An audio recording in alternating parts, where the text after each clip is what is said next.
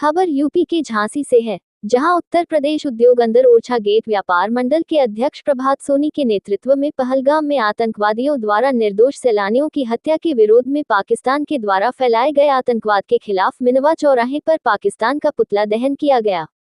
उपसभापति प्रियंका नितिन साहू ने पुतले में आग लगाकर अपना रोष व्यक्त किया।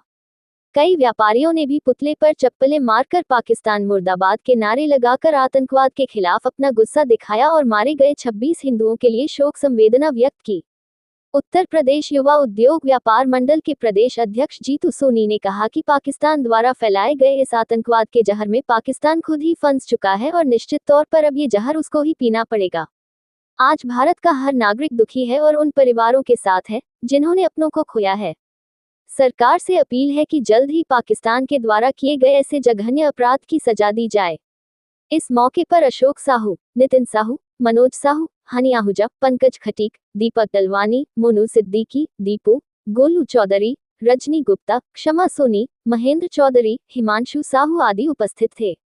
झांसी से दीप न्यूज के लिए दीपक चंदेल की रिपोर्ट।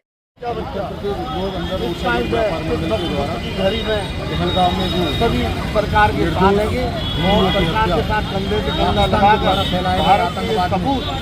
भारत दिया है हत्या की है निर्दोषों को पाकिस्तान के खिलाफ आए थे। और जब भी गवर्नमेंट जब भी आदेश करेगी व्यापारियों ने उसका उनका पुतला दहन किया है। जो ये निर्मम हत्या देश के हिंदुओं की हुई है, इस देश का हिंदू भूलने वाला नहीं है।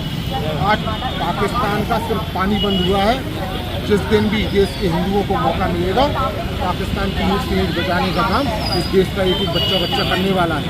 आज जो देश की एकता और अखंडता को तोड़ने का काम पाकिस्तान के आतंकवादियों ने की है, आज जो जहर उन्होंने बोया है, आज उस जहर का परिणाम पाकिस्तानियों को मिलने वाला है। और जिस तरह से पाकिस्तानी इस देश में फूट डालने का काम, उस देश के लोगों को मारने का काम कर रहे हैं, उस तरह से ये देश खत्म होने वाला नहीं है। निश्चित ही बहुत जल्द आएगा जब पाकिस्तान अपने पैरों पर कुल्हाड़ी मारकर खुद खत्म हो जाएगा।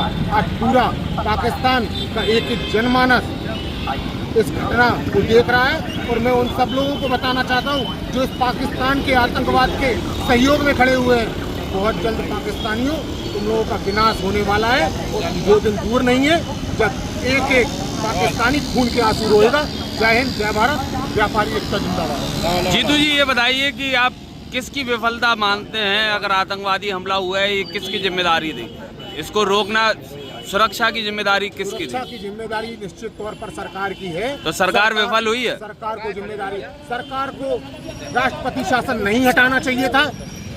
वहाँ पे जो राष्ट्रपति शासन लगाया था, ये जो संविधान का जो हम लोग बार बार प्रयोग करते हैं कि संविधान में ऐसा होना चाहिए, ऐसा होना चाहिए, कभी कभी हमें संविधान से आगे बढ़कर भी कुछ फैसले लेना चाहिए था। जिस तरह से पश्चिम बंगाल में हिंदुओं की असुरक्षा और हत्या का प्रकरण हो रहा है, निश्चित तौर पर पश्चिम बंगाल में भी राष्ट्रपति शासन की जरूरत है। मेरा प्रधानमंत्री जी से ये अपील है कि बहुत जल्द कश्मीर में और पश्चिम बंगाल में राष्ट्रपति शासन लगाकर आप देश को बचाने का काम करिए, क्योंकि इन सरकारों की बस की बात नहीं है कि ये राज्य चला सकें और ये राज्य चलाने में बिल्कुल विफल है।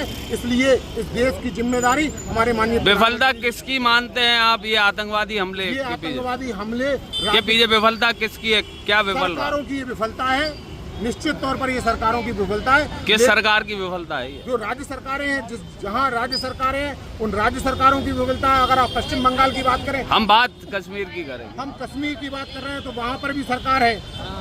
तो निश्चित तौर पर जो सरकार वर्तमान में वहाँ पर है, उसकी विफलता है। और अगर ये राष्ट्रपति शासन लगा होता तो निश्चित तौर पर जब भी 2014 से राष्ट्रपति शासन लगा है, एक भी कोई भी इस तरह का प्रकरण, वहाँ की सुरक्षा व्यवस्था केंद्र सरकार के हाथ में, वहाँ की सुरक्षा व्यवस्था केंद्र सरकार में, लेकिन पुलिस की व्यवस्था राज्य सरकार के हाथ में। अभी कुछ ही दिनों पहले किसी कारणवश से वहाँ पर चौकी हटाई गई है, जिससे ये घटना का प्रकरण हुआ है। निश्चित तौर पर ये गंभीर संज्ञान लेने का मामला है और इस पर निश्चित तौर पर जांच होकर और दोषियों के ऊपर सख्त से सख्त कार्रवाई होनी चाहिए।